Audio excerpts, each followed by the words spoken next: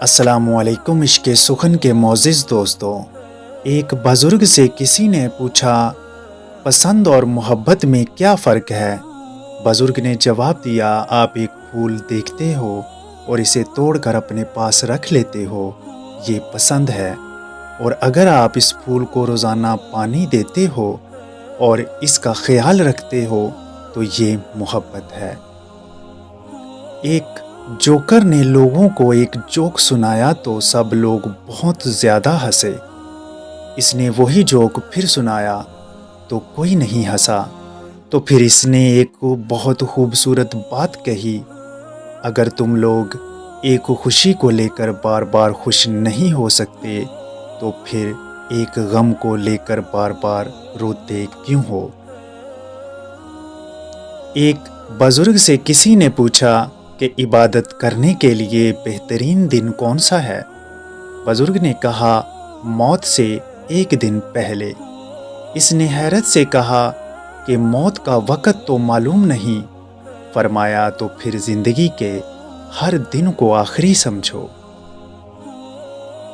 जब आप किसी से किसी भी वजह से गुस्से की हालत में सब्र का दामन छोड़ते हो तो सोचो, वो रब्बुल आलमीन जो 24 घंटे हमारी गलतियों और नाफरमानियों के बावजूद हमें कैसे बर्दाश्त करता है।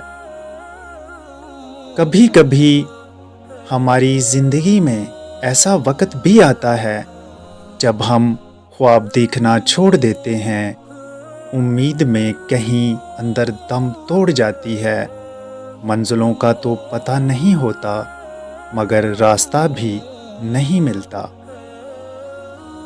वक़्त ठहर सा जाता है, सांसें तो चलती हैं मगर हमारे अंदर ज़िंदगी मर जाती है।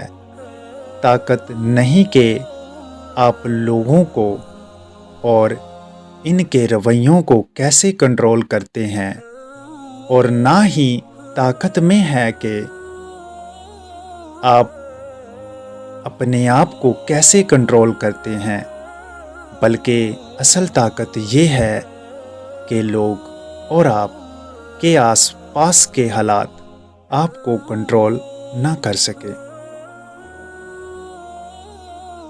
बुरे मूड या गुस्से की हालत में किसी भी बुरे अल्फाज इस्तेमाल नहीं करने चाहिए, क्योंकि थोड़ी देर में आपका मूड तो ठीक हो जाएगा लेकिन किसी को आपके अल्फाज से लगे ज़ख्म तमाम उम्र ना भर सकें।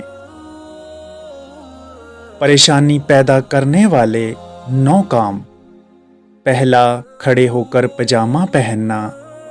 दूसरा, चौखट पर बैठना। तीसरा, घर में कचरा छोड़कर रखना। रात को अकेले चलना या अकेला रहना। पाँचवा, दांतों से नाखून काटना। छठवां, बाएं हाथ से खाना खाना। सातवां, अंडों के छिलकों पर चलना। आठवां, आस्तीन या दामन से मुंह पोंछना। नौवां, पत्थरों से खेलना। जिस चीज की तलब हो इसे बांटने लग जाओ, फिर चाहे वो रिज़्क हो, सुकून हो, इज्जत हो, मोहब्बत हो या फिर आसानियां हो, यकीन मानो वो वापस लौट कर आपके पास आएंगी ज़रूर। रिश्तों को मजबूत रखने वाली कड़ियों में सबसे अहम कड़ी एतमाद की होती है। अगर इस कड़ी पे बदगुमानी या बेध्यानी का ज़रा सा जंग लग जाए तो सारी कड़ियाँ कमज़ोर पड़ जाती हैं। उम्मीद करते हैं हमारी वीडियो आपको पसंद आई होगी। हमारे चैनल को सब्सक्राइब करें और बेल नोटिफिकेशन को दबाना ना भूलें ताकि लेटेस्ट वीडियो आप लोगों तक पहुंचती रहें।